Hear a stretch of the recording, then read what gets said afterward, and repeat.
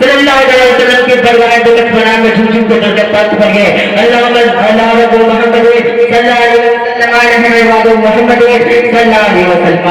رسول اور آل رسول پر ایک مرتبہ اور پڑھیے. اللہم صلی علی سیدنا مولانا محمد مبارک وسلم صلی اللہ علیہ وسلم علیہ یا رسول اللہ صلی اللہ تعالی علیہ وسلم.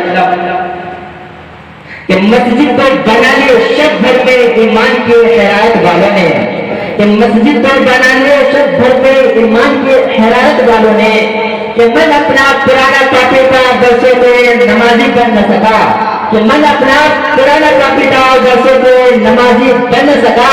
ارے ایک سجدہ جسے تو گرا سمجھتا ہے, ارے یہ ایک سجدہ جسے تو گرا سمجھتا ہے, ارے ہزاروں سجدے سے دیتا ہے آدمی کو نجات, ارے ہزاروں سجدے سے دیتا ہے آدمی کو نجات. ارے شاعر فرماتا ہے بٹھا دے کھانے کا با مدینے کا پتہ دے دے, بٹھا دے کھانے کا با مدینے کا پتہ دے دے, میرے ہاتھوں میں دامنے محمد مصطفیٰ دے دے. چلے ہوئے نشرے اسلام لے کے قافلہ والے, جہاں تک روشنی جائے وہاں تک راستہ دے دے, جہاں تک روشنی جائے وہاں تک راستہ دے دے. حضرت غلامی میرے اسلامی بھائی بہنوں, آج اس ساری دنیا میں بے چینی ہی بے چینی پا جاتی ہے. اور یہ ملک ہو یا شہر, گاؤں ہو یا محلہ, ہندوستان ہو یا پاکستان, امریکہ ہو یا افریقہ, کوئی ایسا گھر نہیں جہاں پر امنی اور بے قراری نہ پا جاتی ہو. حضرات آخر چین و سکون کہاں ملے گا؟ تو آئیے چین و سکون تلاش کرے. کیا ہندوستان میں ملے گی؟ نہیں. کیا پاکستان میں ملے گی؟ نہیں. کیا امریکہ میں ملے گی؟ نہیں. کیا امریکہ میں ملے گی؟ نہیں. کیا افریقہ میں ملے گی؟ نہیں. کیا افریقہ میں ملے گی؟ نہیں. کیا شہدی میں ملے گی؟ نہیں. کیا ملیشیا میں ملے گی؟ نہیں. کیا بنگلہ دیش میں ملے گی؟ نہیں. مسلمانوں کیا اس برہم پوری میں ملے گی؟ نہیں. آگے چین و سکون کہاں ملے گا؟ آگے چین و سکون کہاں ملے گا؟ میں نے ہندوستان کے ہر بیٹے کا چکر لگایا اور پاکستان کے ہر خطے کا نظر لگ گیا, مگر چین و سکون آرام و راحت کہیں نہیں ملا, بلکہ ہر طرف بے چینی نظر آئی. لیکن جب میں نے قرآن سے سوال کیا کہ اے قرآن تو یہ ہماری رہنمائی فرما, آخر چین و سکون کہاں ملے گا؟ تو قرآن کہتا ہے کہ اے سائل تو پوچھتا ہے کہ چین و سکون کہاں ملے گا؟ تو سب اللہ ذکر اللہ تطمئن القلوب, اللہ کے ذکر سے دل کو چین و سکون ملتا ہے, اللہ کے ذکر سے دل کو چین و سکون ملتا ہے. حضرات قرآن نے پکار کر کہا یہ ساری دنیا کے چکر لگانے والوں, یہ حیرانیاں اور پریشانیاں اس لیے ہوتی ہے کہ آج تم نے اللہ کے ذکر کو چھوڑ دیا اور اللہ کو یاد کرنا چھوڑ دیا. ایک غافل انسان اپنے رب کو یاد کر اور دل کی اجڑی بستی کو آباد کر. حضرت حضرت شریف سے روایت ہے تو فرماتے ہیں کہ میرے پیارے آقا صلی اللہ علیہ وسلم کی برگاہ اقدس نے عرض کیا کہ یا رسول اللہ, اللہ تبارک و تعالیٰ کی طرح اللہ تبارک و تعالیٰ کا سب سے زیادہ ذکر کرنے والا کون ہے؟ کون ہے؟ پیارے آقا صلی اللہ علیہ وسلم نے فرمایا کہ اللہ تبارک و تعالیٰ کا زیادہ ذکر کرنے والا مرد اور زیادہ ذکر کرنے والی عورتیں افضل ہے, عورتیں افضل ہے. میرے پیارے آقا صلی اللہ علیہ وسلم کی برگاہ اقدس نے پھر عرض کیا کہ یا رسول اللہ, اللہ تبارک و تعالیٰ کی درگاہ میں غازی کون ہے؟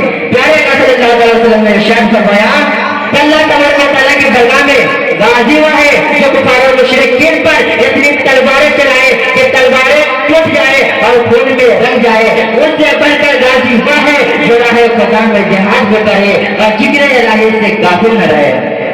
حضرات یہاں تک محدود نہیں, آگے تاریخ روشنی میں واقعہ سماعت فرمائے.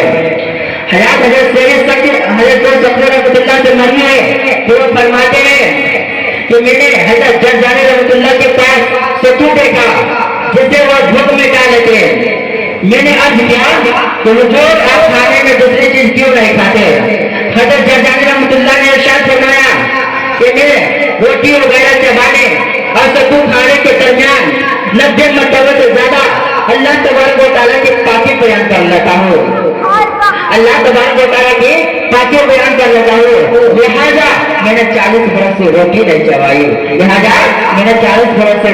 چبائی, میرے قوم کے مسلمانوں, افسوس کے بات تو یہ ہے کہ مسجد سے صدا آتی ہے حی علی الصلاۃ, حی علی الفلاح, اور کامیابی کی طرف آؤ کامیابی کی طرف آؤ، آپ فلاح کی طرف آؤ، لیکن ہم حرام کے نیندے سو رہے ہیں، نرم نرم جسم پر کھراٹے لے رہے ہیں۔ مؤذن پھر پکارتا ہے، مؤذن پھر پکارتا ہے الصلاۃ خیر من النوم، یعنی نماز نیند سے کہتا ہے، یعنی نماز نیند سے کہتا ہے۔ ہماری کانوں تک اذان کی آوازیں آتی ہے، لیکن ہم اذان کی آوازیں سننے کے باوجود حرام کے نیندے سو رہے ہیں، حرام کے نیندے سو رہے ہیں۔ شاعر فرماتا ہے